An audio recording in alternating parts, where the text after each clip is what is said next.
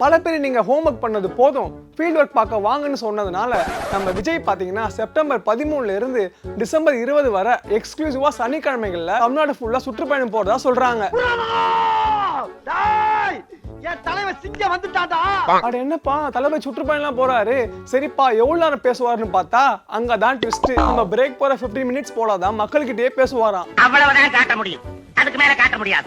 மத்த கம்பெனிகள் காட்டலாம், ஆனா எங்க கம்பெனி ஏன்னா 15 மினிட்ஸ் பேசுறதுக்கு எதுக்குன்னா அரசியல் வர நக்கல்யா அவனுக்கு அப்படின்னு நான் கேட்கல, மக்கள் அப்புறம் மற்ற கட்சிக்காரங்களாம் கேட்கறாங்க. இந்த விஜய் ஏன் வீக்கெண்ட்ல சுற்றுப்பயணம் போறாருன்னு எல்லாருமே கேட்கறாங்க. ஆனா அதுக்கான பதில் நமக்கு தெரியாது.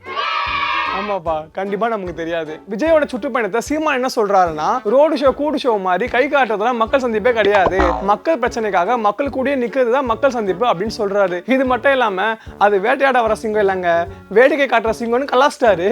சிங்கண்டா லயன்